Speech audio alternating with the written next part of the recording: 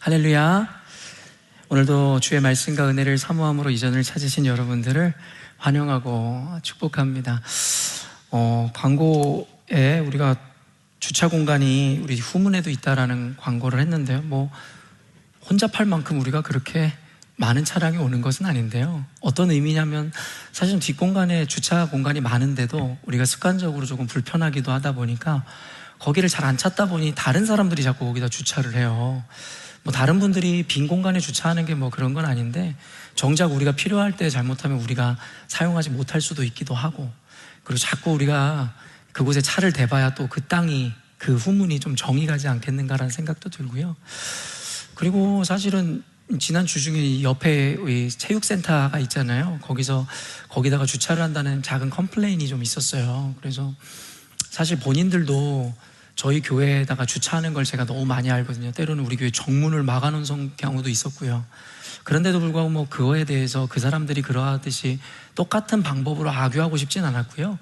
가능하다면 저희가 교회로서, 그리스도인으로서 섬기는 마음으로 가능하면 그곳에 주차를 안 하는 것이 좋겠다라는 생각이 들었습니다. 그래서 가능하다면 저희 교회 정문에 있는 주차장, 혹이 거기가 많다면 지하 주차장, 혹은 그렇지 않다면 후문에 있는 주차장 이용하시면 더 편리하게 주차장을 마음껏, 그리고 지하에 되면은 때로는 사역자들이 먼저 나가게 되면 여러분이 이 차를 뺄 수가 없잖아요. 그래서 후문에 되시면 참 좋겠다는 생각이 들고, 제가 알기로는 후문에 주차를 잘 안 하시는 이유가 중앙선이 있어가지고 우회전하기가 좀 불편하고 힘드시다는 생각을 하시잖아요. 근데 제가 알기로는 우리 데스티네이션이, 그러니까 우리 도착지가 있을 때는 중앙선을 깜빡이 켜고 기다리다가 우회전해도 법적으로 문제가 안 되는 것으로 저는 알고 있거든요. 제임스 맞나요? 잘 모르겠구나.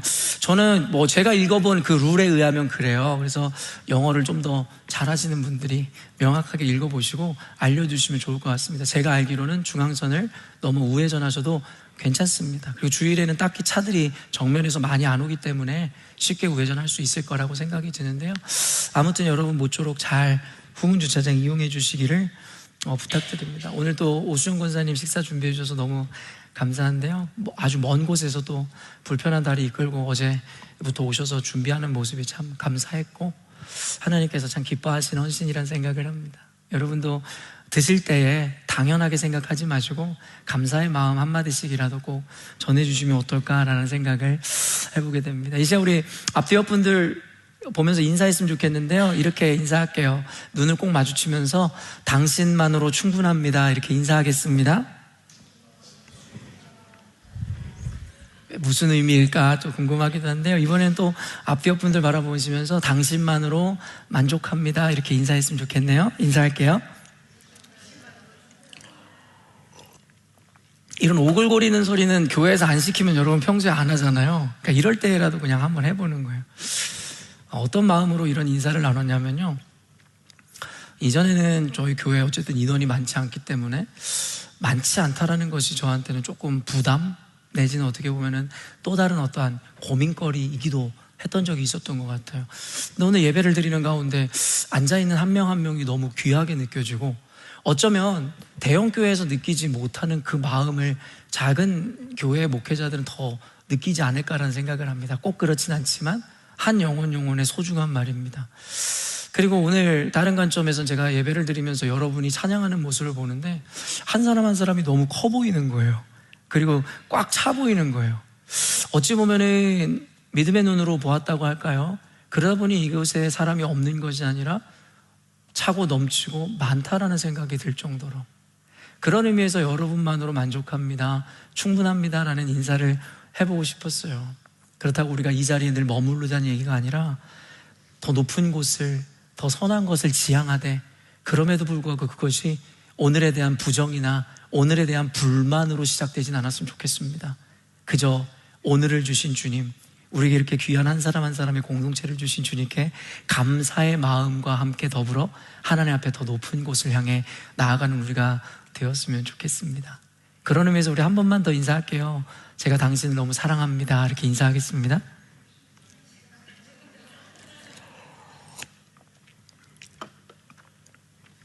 그런 이야기가 있어요. 정확하게 워딩인지는 모르겠지만 역사를 잊은 민족에게는 미래가 없다. 많이 들어보셨죠?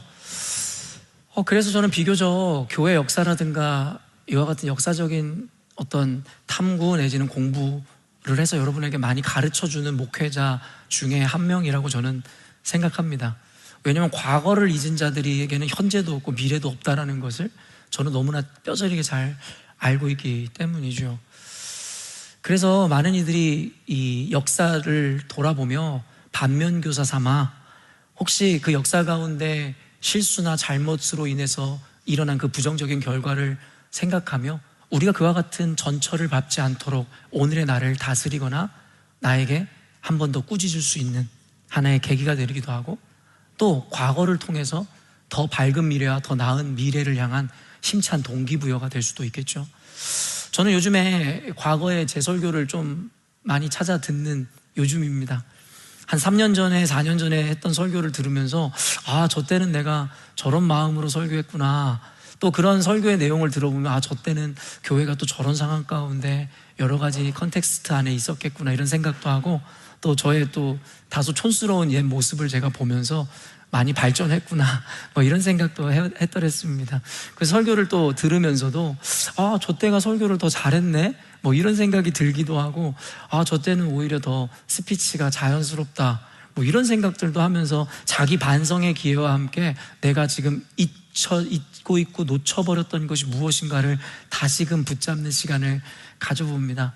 그런 의미에서 여러분들도 요즘에 들려지는 열린문교회 설교를 듣는 것도 좋은데, 과거에 어쩌면 여기에 오시기 이전의 과거에 들려졌었던 설교들을 한번 찾아 들으시면서 우리 열린문교회가 걸어왔었던 길, 또 그 가운데 선포되었었던 그 담대한 말씀들을 다시 한번 들으셨으면 좋겠고, 개인적인 차원에서는 여러분의 삶을 성찰한다는 것이 뭐냐면 오늘의 나와 앞으로의 나의 미래를 꿈꾸고 청사진을 그리는 것도 중요하겠으나 자꾸 망각의 동물이라는 걸 잊지 마심으로 과거로 회귀하셔서 예전에 내가 어땠는지를 생각해 보시면 어떤 얘기는 반성도, 어떤 얘기는 감사의 마음도 있을 거예요. 오늘날에 불평하고 아둥바둥하고 돈 없다 하면서 살아가지만 예전에 어쩌면 아내와 남편과 처음 결혼해서 작은 집에서 별것 없이 하루하루 살아가면서도 알콩달콩 행복했었던 그 과거를 기억하신다면 오늘 내가 잃어버린 것은 돈이 아니라, 내게 부족한 건 물질이 아니라 그때 가졌던 초심의 사랑의 마음이구나를 반성해 볼 수도 있겠죠. 다양한 차원에서 과거를 돌아본다는 건 의미가 있습니다. 반면교사 삼으셔서 그 전철을 밟지 마시기도 하시고, 감사와 기쁨을 깨달음으로 오늘을 충만하게 사시기도 하시고, 더 나은 미래를 위한 하나의 교두부로서, 아니면은 여러분의 어떤 동기부여제로서 과거의 그 회상을 사용하시는 것도 의미가 있지 않을까라는 생각을 해보게 됩니다. 그래서 오늘 설교도 이전의 설교를 듣다가 여러분에게 산상수훈 시리즈를 통해서도 전했고, 그 전에 어떤 설교를 통해서도 여러분에게 전했던 본문 말씀인데, 오늘 다시 한번 이 말씀을 가지고 나오면서 그때와는 다른 묵상, 그때보다 어쩌면 더 깊어진 내 어떤 내면의 어떤 것들을 함께 덧붙여서 여러분들에게 전해줄 수 있지 않을까라는 생각을 해보았습니다. 여러분, 오늘 귀를 쫑긋 세우심으로 오늘 들려주신 하나님의 그 말씀이 선명하게 들려지신 오늘이 되었으면 좋겠습니다. 오늘 본문은 마태복음 5장 중에 그냥 한 절을 가지고 왔어요. 한 절이라고 해서 설교가 짧지 않을 건 당연한 거고요. 오늘 이 5장에는 소제목으로 이 복 있는 사람이라고 붙었을 정도로 말 그대로 복 있는 사람은 어떤 사람이고 그 사람들이 누리는 그 복의 결과가 어떤 것이다를 자세하게 설명하고 있죠. 그리고 우리는 소위 이 책의 제목을, 그리고 그곳에 나와 있는 복을 일컬어서 팔복이라고 이야기합니다. 많이 들어보셨죠? 어떤 분들은 팔복이 아니라 알고 보면 그 9가지 복이다, 어떤 이들은 7가지 복이다라고 이야기하지만 전통적으로 일반적으로 우리는 팔복이라고 이야기하고 그 중에 한 가지 복을 여러분에게 가지고 나와서 오늘 강의하려고 합니다. 시간 관계상 모든 복에 대해서 풀어서 설명하면 좋겠지만 그런 생각이 들었어요. 여러분들한테 칠첩반상을 내놔서 다양한 반찬을 먹게 하는 것도 좋겠지만 때로는 그냥 국밥 한 그릇 맛있게 이 요리해서 내놓아서 그 깊이를 더, 그 진국을 마시고 느낄 수 있게 해주는 게 더 좋겠다. 그래서 오늘 8가지 복에 대해서 해체하기보다는 이 한 가지 복에 대해서만도 해체해도 이 한 시간의 설교가 부족하기 때문에 오늘은 좀 국밥을 먹는 심정으로 좀 깊이 있는 설교로, 그리고 깊이 있는 묵상으로 이 한 절을 자세하게 해체해가며 여러분들에게 설교해드리도록 하겠습니다.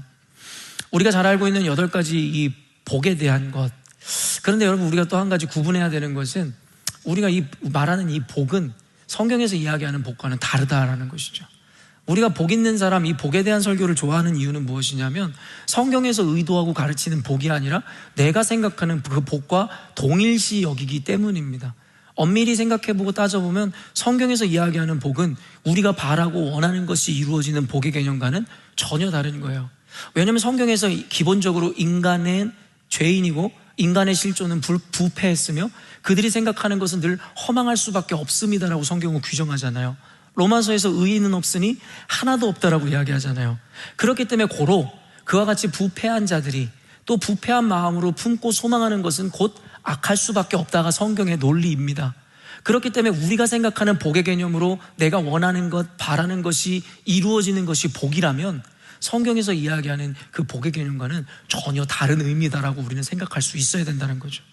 근데 오늘날의 많은 목회자들이 이것을 동일시 개념으로 우리에게 전해주기에 우리에게 기복신앙이 생기기도 하고 기복주의가 생기기도 하는 것입니다. 정확하게 이야기하면 성경에서 이야기하는 이 복은 구원과 관련된 것이지 우리의 필요나 만족을 채움의 개념으로 연결되어 있지는 않습니다. 지난주에도 얘기했지만 성경의 모든 메시지는 우리의 구원으로 연결되어 있고 그리고 그것이 곧 궁극적인 복이라 성경은 우리들에게 이야기하고 있는 것이겠죠. 어쨌든 이와 같은 관점에서 오늘 설교를 들으셔야 설교가 은혜가 되지, 그렇지 않으면 오늘 설교가 여러분에게 어떤 의미가 있을지 잘 모르겠습니다. 앞전에 나왔었던 이 복과 그것 따른 결과들을 보면요, 열매들을 보면 천국이 저희 것이며 위로를 받을 것이요 땅을 기업으로 받을 것이요 배부를 것이요 긍휼히 여김을 받을 것이요 등등입니다. 그런데 이 모든 것들이 다 구원과 연관되어 있는 열매들입니다.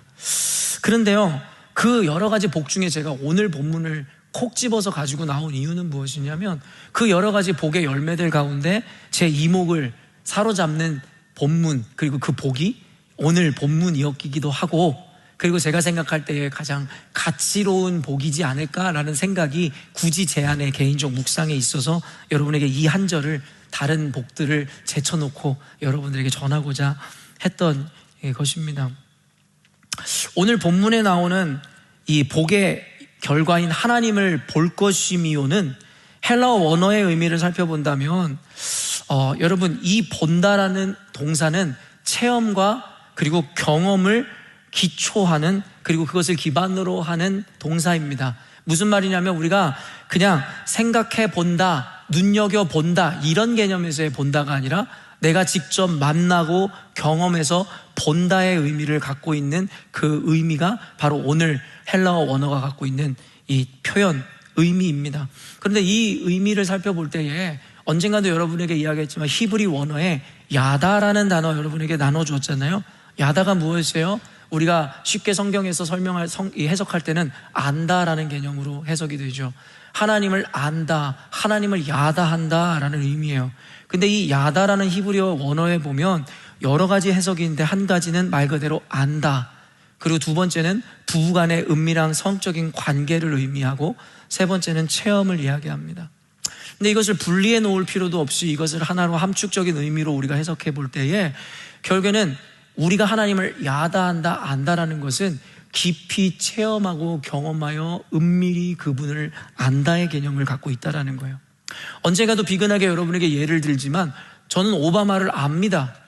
오바마가 어떤 사람인지, 미국의 대통령이고 그가 한 일에 대해서 저는 정보를 알고 있고 그 이름을 알고 있죠. 그러나 오바마 대통령은 저라는 존재 자체도 알지 못하죠. 성경에서 이야기하는 알은 이와 같은 일방적인 알이 아니고 상호 쌍방 간의 깊은 유대관계와 교제 가운데 이루어지는 알미다라고 우리들에게 이야기하는 것이죠. 그런 의미에서 히브리서에서 이야기하는 야다의 의미를 보아 안다를 인식하든, 아니 오늘 성경에 나오는 하나님을 볼 것이다라는 이 본다의 개념을 인식할 때에도 이것은 쌍방 간의 서로 경험과 그리고 체험을 기본으로 하고 있다는 것을 우리는 인식할 수 있어야 된다라는 것입니다. 우리가 흔히 부르는 찬양의 단골 표현들이 있잖아요. 내가 주 알기를 원합니다. 주님을 알기를 간절히 사모합니다. 또 어떤 찬양들이 있어요? 우리가 아까도 찬양했었지만 내가 주를 봅니다. 내가 주를 보기를 원합니다. 여러분, 이 고백이 정말 진실이 되기 위해서는 내가 하나님은 그런 분이야, 하나님은 창조주이시지요, 이런 알미 아니라 내가 그 안에 들어가, 그가 내 안에 들어와 깊이 서로 안에 교제를 이루는 그 만남과 알, 그리고 그분을 페이스 투 페이스함을 의미한다는 것을 잊지 않으셔야 합니다. 먼 발치에서 바라보고 관망하는 것이 아니라, 한 명의 관중이 되는 것이 아니라 그와 깊은 만남과 교제 가운데 알고 보는 것을 의미하는 것이 성경에서 이야기하는 보다, 알다의 의미라는 것입니다. 우리가 오늘 이 본다라는, 하나님을 본다라는 그 의미를 조금만 더 깊이 살펴보고 싶은데요, 하나님을 본다라는 것은 무엇이랑 직결되냐면, 아까도 얘기했지만 구원과 연결되는 거예요. 하나님을 아는 것, 하나님을 보는 것, 그것이 곧 영생이고 구원이다. 요한복음 17장 3절입니다. 영생은 곧 유일하신 참 하나님과 그가 보내신 자 예수 그리스도를 아는 것이니이다. 여러분, 우리가 느끼는 괴리가 이것이에요. 아까도 이야기한 바와 같이 신앙생활을 하면서도 복에 대한 개념과 천국이라는 개념을 성경적이지 않고 세속주의적으로 받아내고 이해하고 있기 때문입니다. 아까도 제가 찬양 처음 하기 전에 여러분에게 멘트했지만, 제가 처음 들은 어떤 노래를 들으면 그 원곡 가수가 나중에 부르는 걸 들어도 원곡 가수가 더 못해 보이고 좋아 보이지 않는 거예요. 왜냐하면 나에게는 내가 처음 들었던 그 가수의 노래가 가슴에 깊이 박혀있기 때문이죠. 여러분, 우리는요, 죄인으로 태어납니다. 우리는 세상 가운데 살아가고요, 모태신앙인이든 어쨌든지 우리가 주님을 만나기 전에 우리는 세속적 가치관과 세상 안에서 살아가죠. 그게 우리의 첫 만남입니다. 우리의 첫 실존입니다. 그러다 보니까 우리는 세상이 원하고 만족하고 바라는 것들로 우리를 채우고 있음이 당연한 것이죠. 그런데 교회에 들어와서 신앙생활을 하면서 복이라는 것에 대해서 배우기 시작하고 천국과 파라다이스라는 것에 대해서 배우기 시작하니까 우리는 혼동하는 거예요. 왜요? 지금까지 우리에게 인식화되어 있었던 복, 천국, 파라다이스를 생각하기 때문이죠. 그렇기 때문에 오늘날의 신앙인들이 느끼는 그 괴리는 좁아지지가 않는 겁니다. 성경에서 영생은, 천국은 우리가 원하는 것, 바라는 것 모두 채워진 곳, 고통과 슬픔이 없는 단순한 그런 곳이라고 정의하고 있지를 않아요. 요한복음에서 이야기하는 것처럼 영생과 천국은 이것이니, 창조주이시고 너를 만드신 참 하나님 아버지를 아는 것과 그가 보내신 그리스도 예수를 아는 것이 곧 영생이라고 이야기하니, 그게 무슨 영생입니까? 그게 천국이니까 내가 가고 싶지가 않은 겁니다 라는 이야기가 나오는 거예요. 여러분, 우리가 온전한 천국과 영생의 개념을 알았노라면 하나님의 뜻이 하늘에서 이룬 것 같이 땅에서도 이루어지이다. 그 천국은 내세에 죽어서만 가는 곳이 아니라 이곳에서 이미 이루어야 되고 이루어진 삶을 살고 있었어야 된다는 당위를 우리가 인지하게 되죠. 왜요? 여전히도 고통이 있고 슬픔이 있고 분열과 다툼이 있는 이 세상에서 무슨 천국을 누릴 수 있다는 거예요. 여러분, 그게 바로 세속화되어져 있는 천국에 대한 우리 이미지 때문입니다. 그것이 아니라 우리가 성경에서 이야기하는 천국의 의미와 영생의 의미를 바로 알았노라면, 여러분, 우리는 이와 같은 오해를 하지 않죠. 영생과 천국이 곧 하나님을 아는 것과 그를 보는 것이며 그와 함께하는 것이고 천국이다라고 이야기한다면, 규정한다면, 여러분, 지금 우리의 삶이 천국이 아닐 이유가 무엇입니까?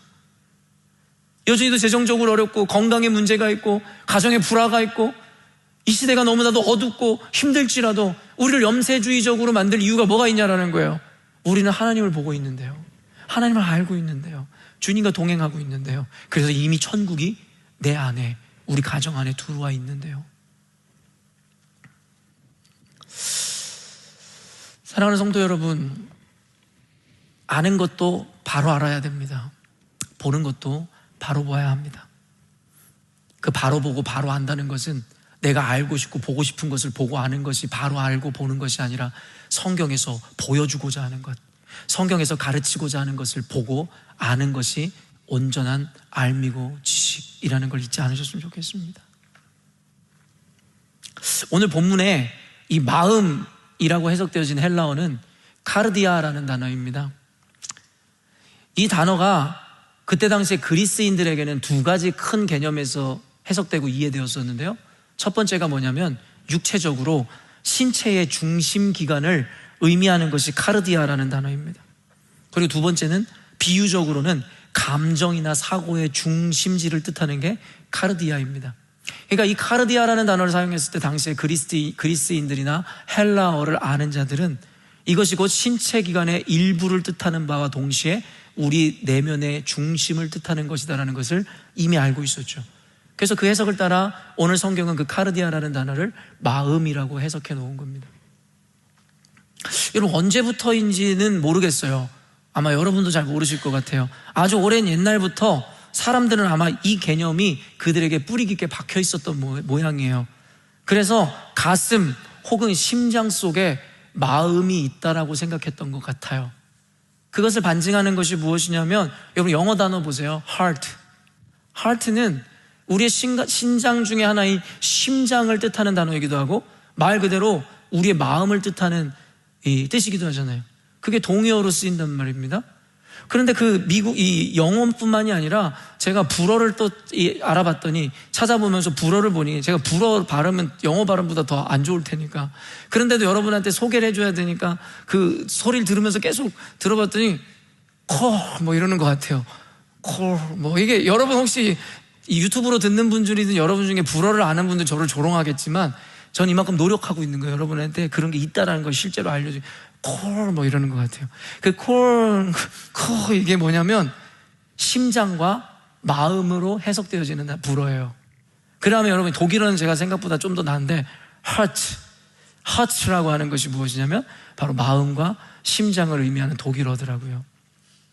여러분, 그리고 또한 방금 나눈 카르디아가 그렇고, 지금 이후에 나누겠지만 히브리어 레바브라는 단어도 신체 장기의 일부인 하나인 그 심장을 뜻하거나 마음을 뜻합니다.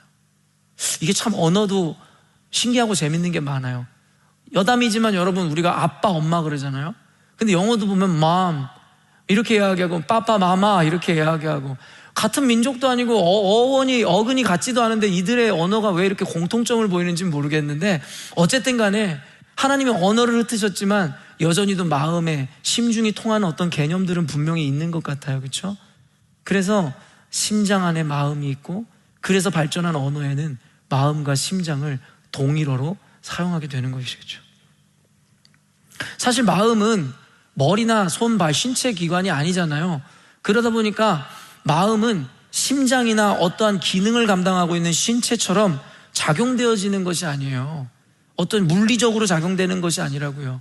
그런데도 이와 같이 중요하게 생각한 이유는, 인간의 삶에 있어서 물리적으로 작용하는 것은 아니지만 분명히 결정적으로 작용되는 요소임이 분명함을 고대부터 알고 있었기 때문이죠.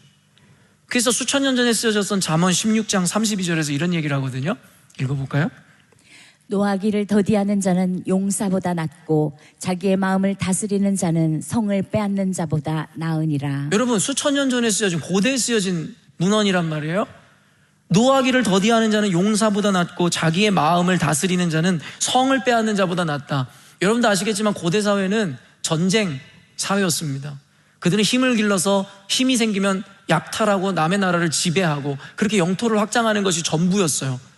그래서 신약시대로 넘어오는 야스퍼스가 얘기하는 이 시대의 차축 시대에 보면 그때부터 철학자들이 생겨나면서 우리가 왜 이런 삶을 살아야 되는지에 대한 의심이 그때부터 들었다는 거예요. 그러니까 그 전부터는 그냥 당연한 거예요. 힘 있는 자가 힘 없는 자를 약탈하고 그 남의 땅을 지배하는 것은 원래 당연한 거였어요.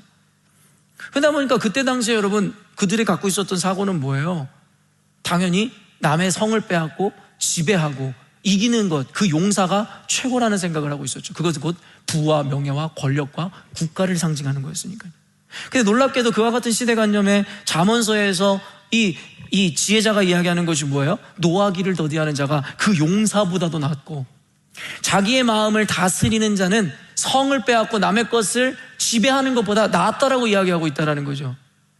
우리가 이 컨텍스트를 알면 여기서 이야기하는 이 잠언서에서 이 마음의 가치를 어느 정도로 두고 있는지를 우리가 알 수 있다는 것입니다. 아까도 이야기했지만 카르디아라는 이 헬라어 단어는 사실은 히브리어에 있는 레브나 레바브라는 것을 헬라어로 번역할 때 사용한 단어예요. 바로 70인역에서 말입니다. 70인역 여러분 아시겠지만 성경은 고대의 히브리어로 쓰여졌었잖아요. 근데 여러분, 헬레니즘이 이 세계를 지배할 때에 결국엔 그들은 디아스포라 돼버렸었단 말이에요. 유대인들은 전쟁으로 인해서. 그러다 보니까 그때 당시에 공용어인 헬라어를 배우게 됐고 그들의 조상의 언어인 히브리어를 잃어버리는 사람이 많았단 말이에요. 그러니까 오늘날의 2세들이 영어는 읽을 줄 아는데 한글을 읽을 수 없는 것과 비슷한 맥락입니다. 그런 디아스포라된 유대인들이 너무나 많다 보니 그 후손들을 위해서 히브리 성경을 그들의 언어인 헬라어로 해석해 주자라고 했었던 것이, 번역해 주자 했던 것이 바로 70인역입니다.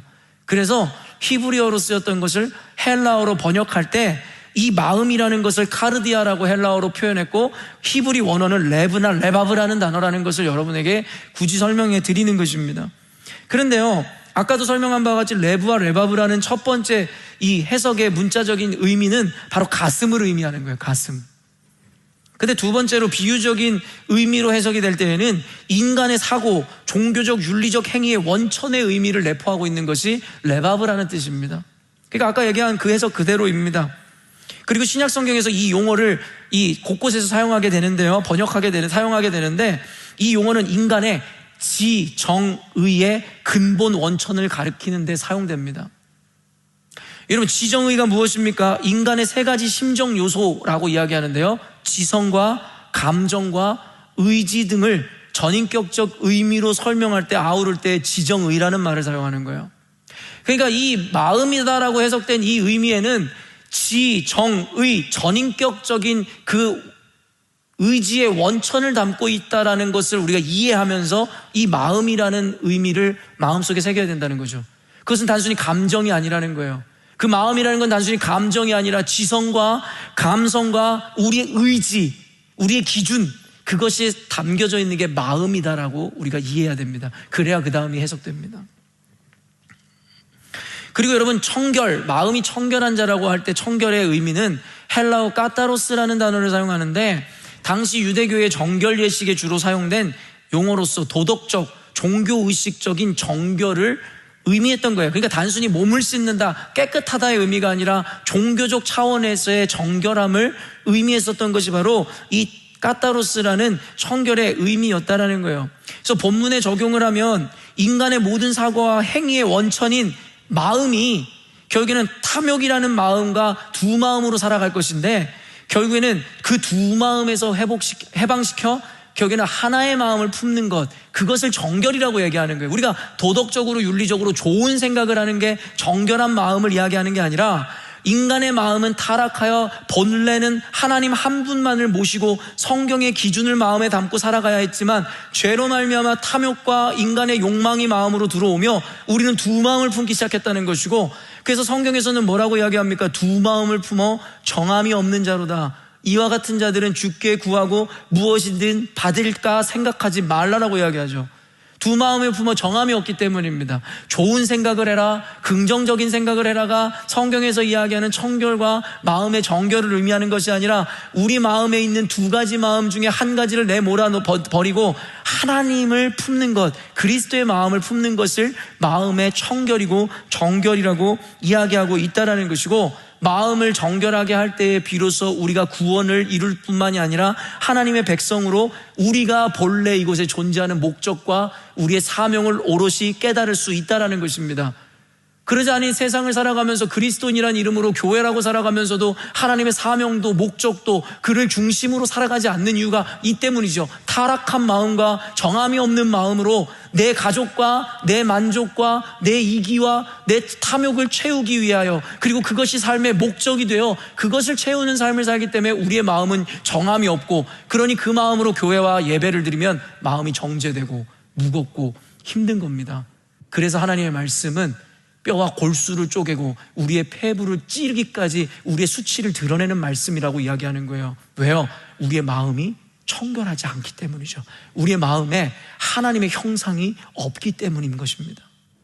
두 마음을 품어 정함이 없는 그런 자의 삶으로 우리가 살아가기 때문이다라고 성경이 이야기한다는 것이죠. 즉, 마음이 청결한 자가 하나님을 본다는 것은 바로 이와 같이 그리스도의 마음을 품어 그로 말미암아 하나님을 온전하게 인식하고 바라봄으로 말미암아 결국엔 우리가 구원을 이룬다의 개념을 갖고 있다는 것이죠.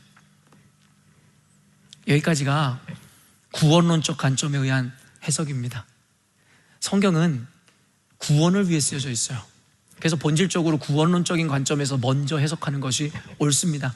이것이 전통적으로 여러분들에게 제가 해드릴 수 있는 구원론적 관점에서의 성경 해석입니다. 그러나 오늘은 이뿐만 아니라 오늘 본문을 통해 우리 삶의 실제적이고 실천적인 교훈과 더불어 지혜를 여러분에게 전하고자 하는 것입니다. 중의적 의미로 잘 들으셔야 됩니다. 디모데후서 3장 16절이에요.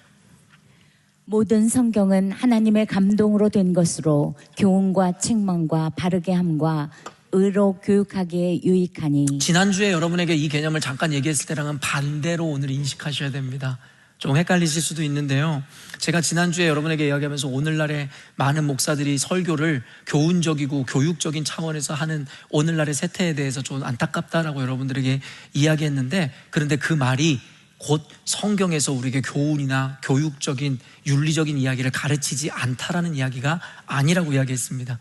다만 성경에서는 교훈과 교육적인 내용이 아니라 구원론으로 가득 채워놨지만 그 구원론은 더 이상 해석되어지지 않고 인간의 실천적 윤리에만 초점이 맞춰져서 설교되어지는 오늘날의 작태에 대한 비판이었을 뿐, 성경은 하나님의 감동으로 쓰여진 것으로 인해서 단순히 구원뿐만 아니라 의로 교육하고 책망하여 우리를 바르게 교육하기에 유익한 책이라고 성경은 분명하게 이야기하고 있죠.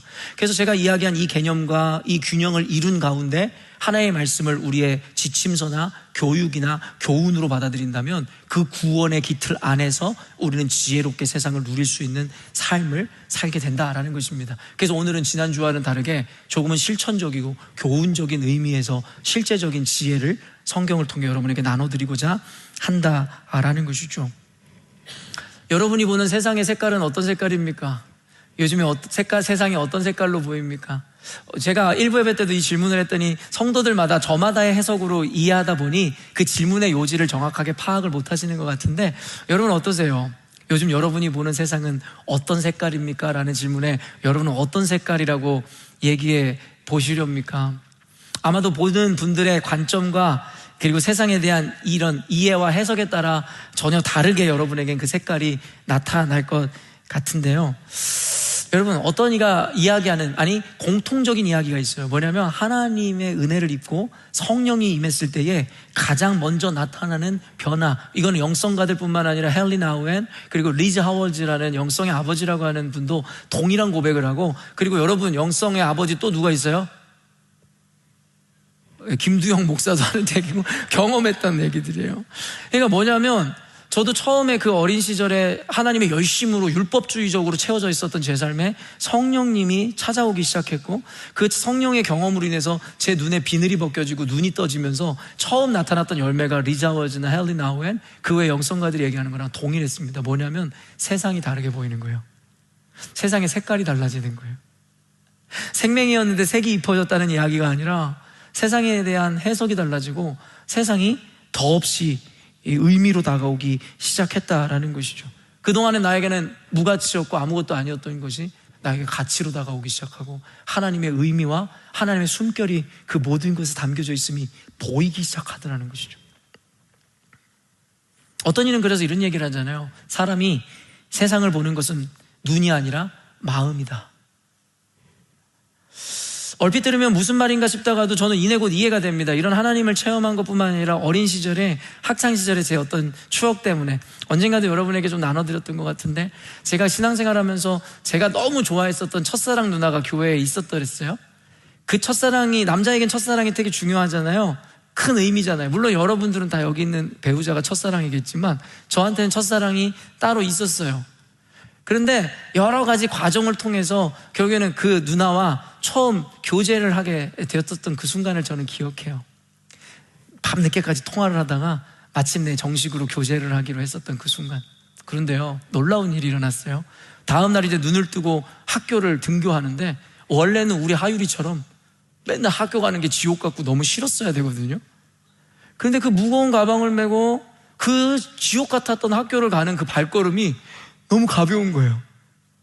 그러면서 그때 가는 그 하늘에 펼쳐졌던 그 구름들이 여러분 우리 교제를 축복하는 것만 같았어요. 여러분 세상은 여전하고 똑같고 내 학교 생활은 지옥 같은데, 여전히 똑같은데 내 마음이 달랐어요. 내 마음이 행복하니까 세상의 모든 사람들이 우리의 만남과 교제를 축복하는 것 같았고, 세상의 모든 것이 나를 향해서 뭔가 축복하는 것 같은. 여러분 저는 벌써 20년이 훨씬 지난, 제 고등학교 시절이니까 20년이 훨씬 지났죠. 그때 느꼈던 그 마음이 아직까지도 남아있어요. 그때 느꼈던 행복, 그리고 그때 느꼈던 기쁨. 이걸 통해서 여러분 제가 깨닫는 단순한 진리는 뭔지 아십니까? 세상의 환경과 상황은 여전할지라도 그것이 나의 불행의 유무를 가리는 것이 절대 아니다라는 것이죠. 우리가 정형화에 만들어낸 죽음도, 병도, 암도, 물질도 우리 행복의 유무를 가리는 전혀 그 기준과 조건이 되지 못한다는 걸 깨닫습니다. 여러분 그런 거 생각해 본 적 있으세요? 오늘날에 이제 가장이 되고 남편이 되고 이제 어른이 돼서 자식이 있고 자식을 향한 책임과 여러 가지 부담으로 인해서 살아가는 거예요. 그러다 보니까 재정적으로 어렵거나 힘들 때 불평이 되고 불만이 생기고 힘이 드니까요. 근데 여러분 가만 생각해 보면 어린 시절 옛날 생각해 보니 아내와 처음 만나서 연애를 시작했고 그때 가진 게 뭐가 있어요? 그저 작은 집에 살면서 열심히 돈을 벌어서 빼빠지게 일해야지 살 수 있는데 집에 들어오면 내 아내가 내 남편이 있어서 같이 저녁에 나가서 소소한 뭐 하나 사 먹을 수 있는 기쁨. 그때 지금보다 잘 사셨습니까? 지금보다 더 승진해 있고 더 돈 잘 벌고 더 만족하는 삶을 살아서 그렇게 행복했습니까? 아니잖아요. 그래서 성경이든 여러분 속담이든 잠언이든 우리에게 얘기하는 거예요. 우리가 아내와 불화하여 궁전 같은 집에서 사는 것보다 사랑하는 아내와 초가삼간 지어놓고 거기서 사는 게 훨씬 행복하다는 거죠. 우리의 행복을 규정하는 게 우리가 살고 있는 큰 집이고 작은 집이, 좋은 차, 아니면 내가 신체가 건강해야 그게 행복의 조건입니까? 물론 도움은 될 수 있을지 모르겠지만 그것이 우리를 행복의 유무를 가리는 기준이 될 수 없어요.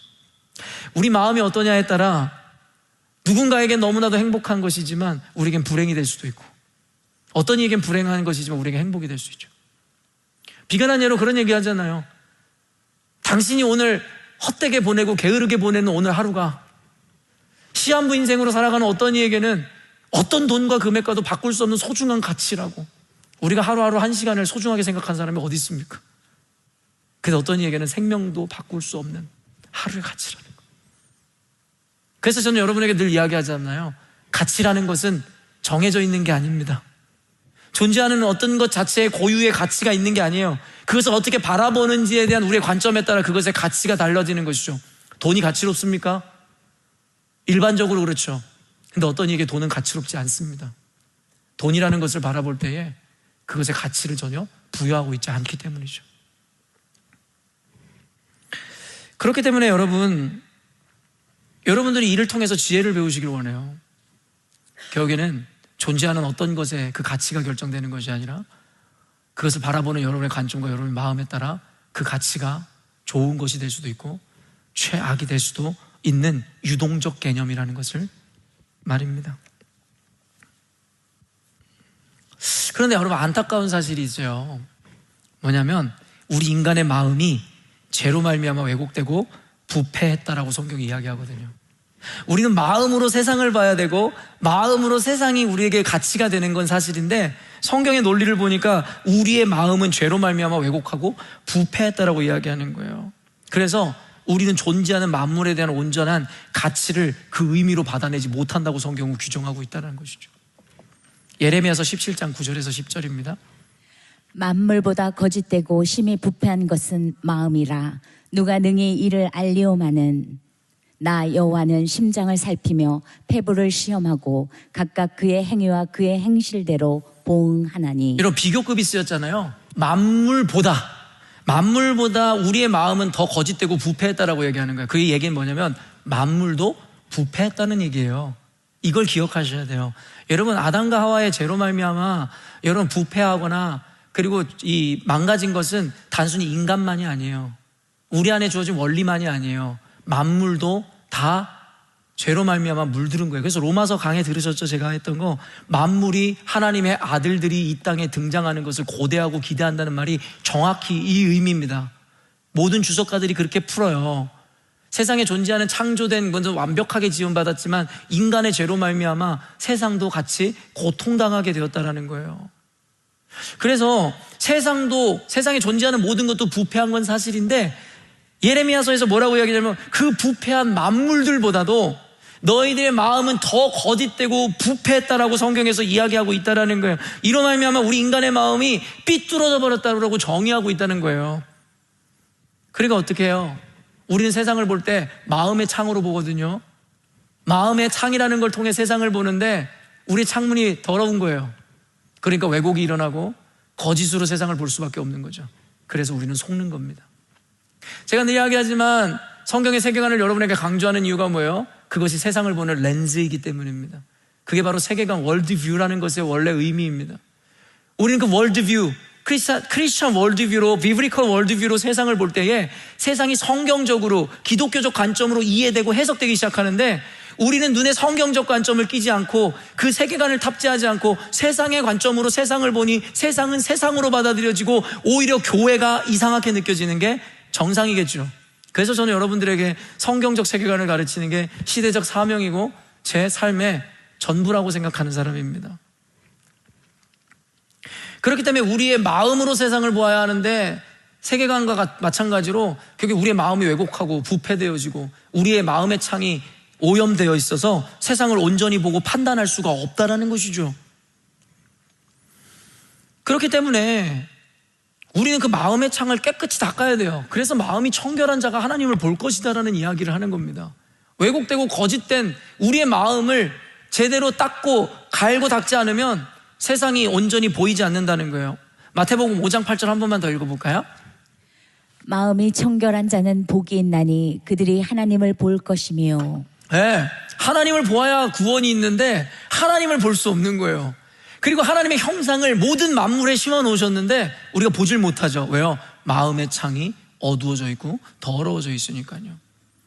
그래서 만물이 고대하는 것이 이것이다라고 이야기하고, 또 성경 곳곳에 뭐라고 이야기합니까? 너희에게 하나님을 알만한 것을 너희 주변의 모든 환경 가운데 내가 두었지만 너희들은 그것을 통해 하나님을 보지 못하고 그것을 썩어져 버릴 금수의 형상으로 만들어 하나님으로 섬긴다라고 얘기하죠. 그게 바로 물질 만능주의고 이 세상에 있는 거짓된 도덕과 윤리 개념입니다. 그리고 거짓된 선인식입니다.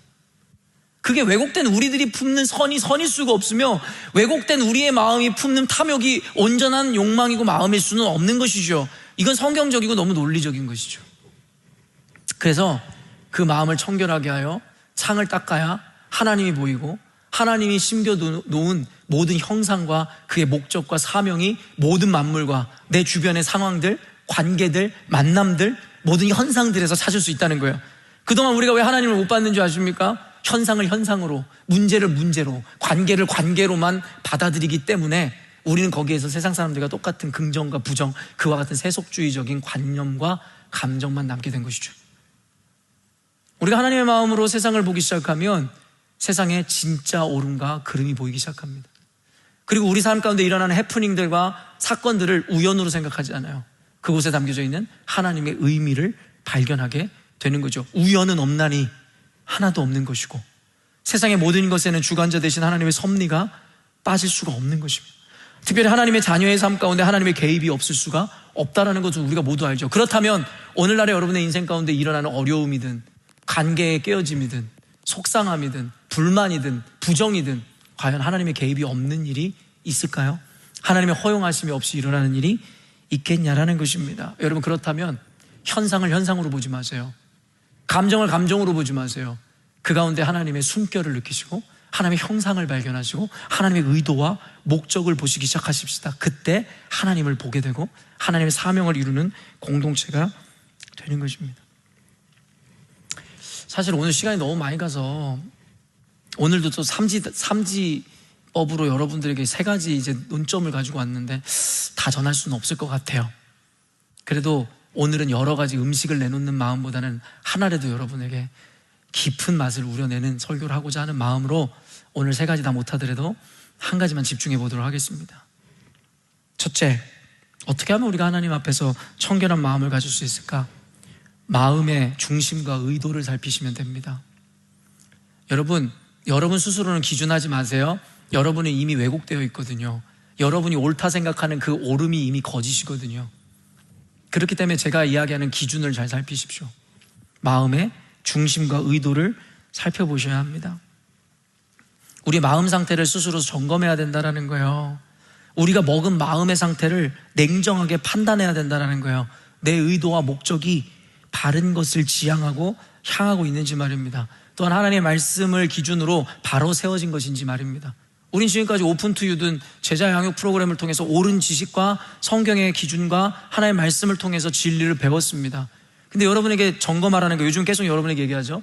감정이 여러분의 지성을 여러분 집어삼키고 있는지, 아니면 여러분의 지성으로 감정을 다스리고 있는지 말입니다. 여러분의 지성은 무엇입니까? 하나님의 말씀이고 설교를 통해 배운 진리의 기준입니다. 그게 옳다라는 것을 여러분 인정하죠. 근데 세상을 살아가면서 어때요? 옳음이 무엇인지 알지만 느껴지는 감정에 의해서 그 옳음을 거절하게 되죠. 때로는 대놓고 거절하죠. 옳은 게 뭔지는 알겠는데 나 듣지 않을랜다.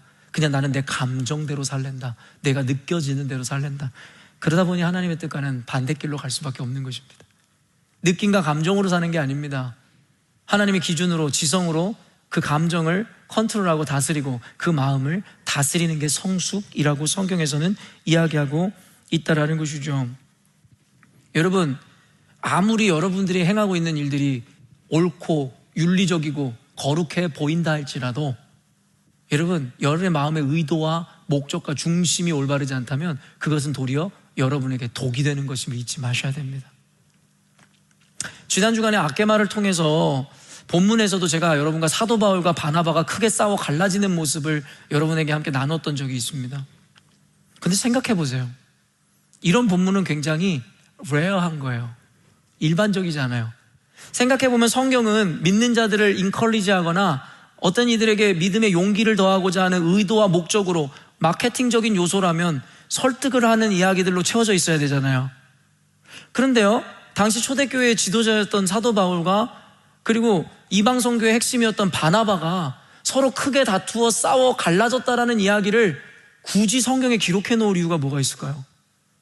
그것이 굳이 잘못된 것이라면, 아니면 굳이 사람들의 마음에 인컬리지하거나 어떠한 교훈을 삼기 위한 거라면 굳이 그와 같은 말을 왜 써놓았냐라는 거예요. 저는 이게 너무나 어색하다라는 거예요. 저는 이걸 통해서 결론 짓는 게 뭐냐면 그들의 다툼은 잘못된 것이 아니었다라는 거죠. 그걸 통해 우리에게 가르치시고자 하는 하나님의 뜻이 있다라는 것입니다. 일반적으로 교회에서 싸우는 건 잘못된 것입니다.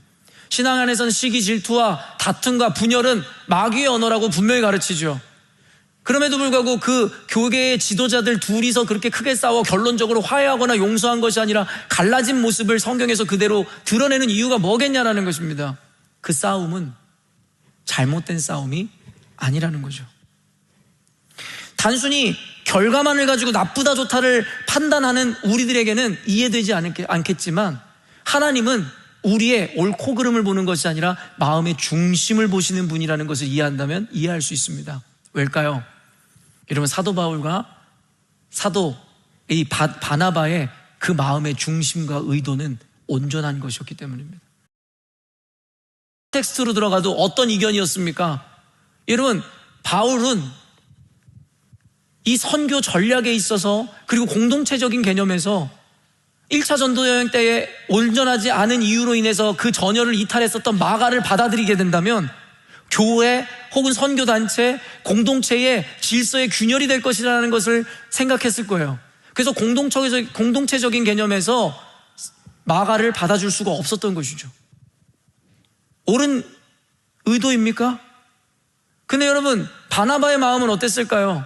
그럼에도 불구하고 마가가 실수한 것에 대해서 교회라면, 공동체라면 용납해주고 이해해주고 다시금 기회를 주는 것이 그리스도의 정신 아닌가라는 생각으로 실수했지만 그 마음에 선교의 열정이 있었던 마가를 받아주자는 게 바나바의 의도였습니다. 뭐가 좋은 거고 뭐가 나쁜 겁니까? 둘 다 다르지만 둘 다 옳은 것입니다. 우리는 옳음과 그름이라는 것을 너무나도 속단하고 나누어 버리고 자신의 기질과 기준에 따라 결정하려는 경향이 있습니다. 그러나 그 결과가 보여줍니다. 성경은 사필 규정을 분명하게 드러내는 세계관을 갖고 있거든요.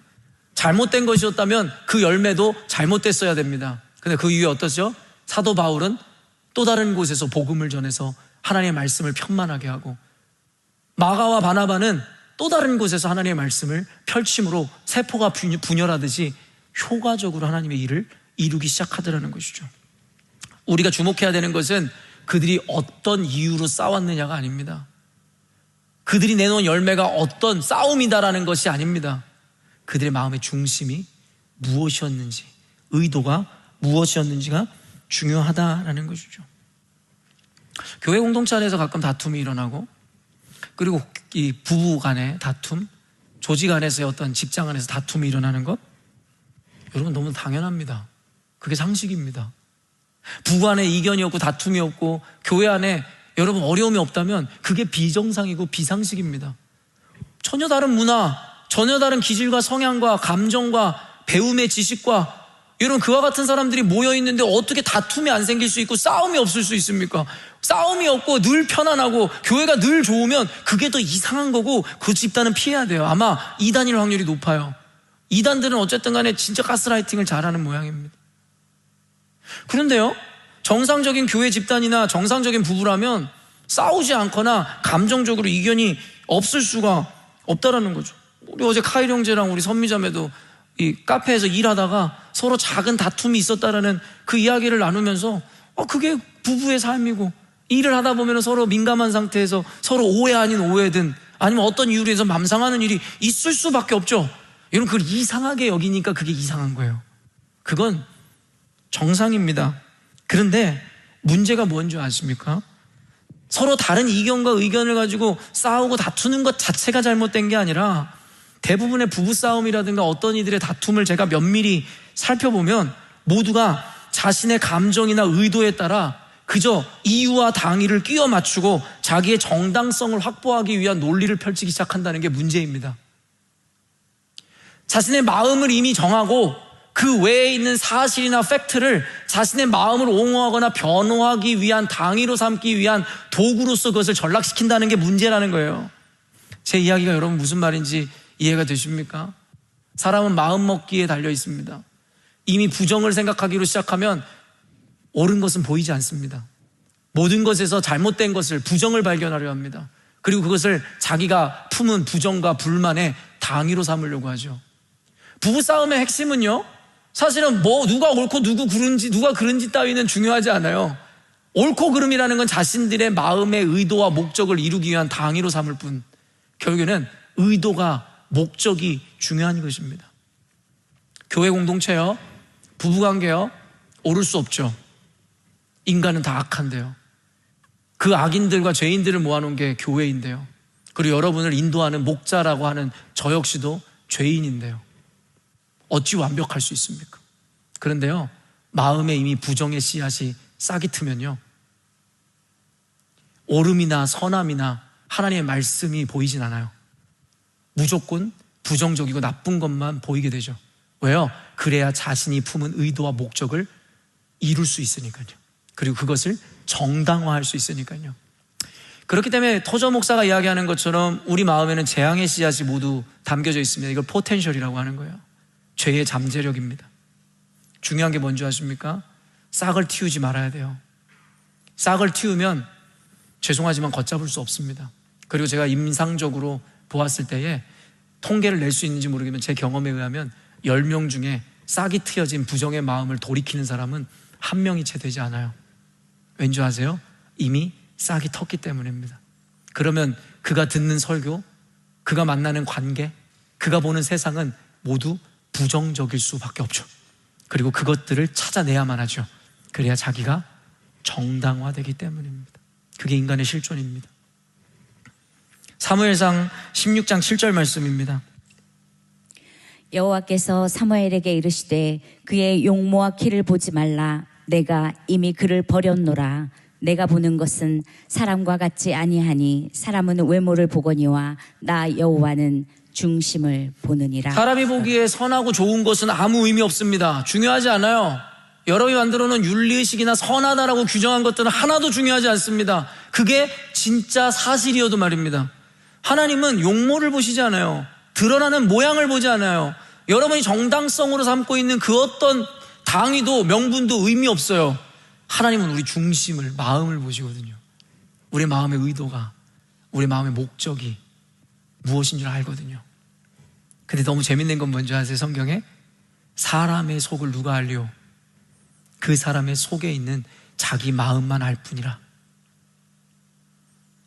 여러분, 사람은 속일 수 있어도 여러분 스스로는 이미 알고 있잖아요. 마음의 의도와 목적, 그리고 여러분이 말하는 것처럼 선하지 않음도 자기가 알고 있잖아요. 창피하잖아요. 그리고 무엇보다 그리스도께서 아신다고 이야기하니 교회에서 정의를 외치고 옳음을 외쳐봤자 아무 의미 없습니다. 듣기에는 공감이 되고 동의가 될지 모르지만 그 의도는 이미 자기가 알고 하나님이 알고 있기 때문이죠. 하나님은 사람의 용모와 보기 좋은 것을 거절하셨어요. 마음의 중심을 보십니다. 여러분, 하나님을 섬기실 때 마음의 중심으로 섬기십시오. 공동체를 섬길 때에 마음의 중심으로 섬기십시오. 하나님 앞에서, 가정에서, 직장에서, 세상에서 여러분 이와 같이 온전한 중심과 의도와 목적으로 관계 맺으셔야 여러분은 하나님을 보게 될 것이고 하나님의 뜻을 이루어낼 수 있을 것입니다. 그렇기 때문에 그런 의미에서 하나님의 언어를 사용하는 사람은 긍정을 발견하고 마귀의 언어를 사용하는 사람은 부정을 발견할 수밖에 없다는 것이 이와 같은 맥락입니다. 건전한 비판을 하지 말라는 이야기가 아니에요. 이미 그 마음에 재앙의 씨앗이 싹 텄다는 이야기죠. 그래서 하나님을 보는 자는, 마음이 청결한 자들은 어둠 가운데서 소망을 발견하는 자들이고, 마음의 재앙의 씨앗이 이미 싹이 튼 자들은 빛 가운데서도 어둠을 보는 자들이죠. 그게 차이입니다. 감사를 감사로 보지 못하고, 희망을 희망으로 보지 못하고, 행복을 행복으로 보지 못하는 것입니다. 누군가는 이미 모든 것을 이루어놓은 행복의 조건을 갖췄는데 그 가운데서도 하나 갖춰지지 않은 불행의 조건을 발견하는 것이 이와 같은 자들의 특징입니다. 교회에서 여러분이 세일을 하고 교제를 하시고 만남을 가지시죠? 세상에서도 마찬가지입니다. 사람을 분별하고 판단하는 건 어렵지 않습니다. 여러분의 주변 사람들이 선한 것, 옳은 것, 하나님의 것, 긍정적인 것을 발견하는 사람이세요? 아니면 하나라도 흠을 찾아 부정적인 것, 나쁜 것, 옳지 못한 것이다라고 스스로를 정당화하는 것으로만 가득 찬 사람이십니까? 우리 인간의 마음을 믿지 마세요. 선한 것은 없습니다. 어떤 사람은 기질적으로 논쟁적이고 도전적이고 공격적인 사람들이 있어요. 저도 그런 사람입니다. 제가 알고 있어요. 제 실존의 한계를. 그런데요, 그 기질을 가지고 살아가시면 안 됩니다. 그러면 배움이 없어요. 늘 자기 주장과 옳음을 발견해서 자기의 의도와 자신의 마음을 변호하려 할 것이기 때문입니다. 자기가 논쟁적이고 도전적이고 공격적이고 주도적인 사람이라고 생각하신다면 그 마음을 꺾으셔야 돼요. 그러지 않으면 여러분에겐 하나님의 말씀이 아무런 유익이 없을 겁니다. 늘 자기의 정당성 내지는 말빨로 이겨보고자 하는 시도만 있을 뿐이죠. 제가 그런 사람이어서 그런 사람들을 너무 잘 압니다. 그리고 반대의 입구에 있는 사람들도 마찬가지예요. 말하지 않는다고 해서 선한 사람이라고 착각하지 마세요. 표현하지 않는다고 믿음 좋은 성숙이라고 생각하지 마세요. 마음에 해결되지 않은 짐으로 살아가는 건 원한이 되고 마그마가 되어 언젠가 터질 때 그런 사람들이 더 교회를 무너뜨리기 쉽습니다. 둘 다 건강하지 않아요. 기질로 살아가지 마세요. 기질로 사역하지 마세요. 기질과 성향이나 성품으로 신앙생활하지 마세요. 하나님 앞에 그 모든 것을 부정하시고 부인하시고 오직 그리스도 예수의 마음으로 투명하게 세상을 보시고 진리로 세상을 보십시오. 그때에 하나님이 보이고 주님께서 허락하시는 삶의 기준과 목적이 보이기 시작할 것이고 우리 열린문교회에서 이루어지는 모든 은혜들을 다 누리는 여러분이 될 것입니다. 2번, 3번이 남아있는데 사실은 갈수록 더 좋은 거 아시잖아요. 너무 아쉽네요. 2번, 3번은 제가 기도하면서 다음 주에 시리즈 설교로 이어가든지 아니면 오픈 투 유에서 오시는 분에게만 특권으로 나눠드리도록 하겠습니다. 기도하겠습니다.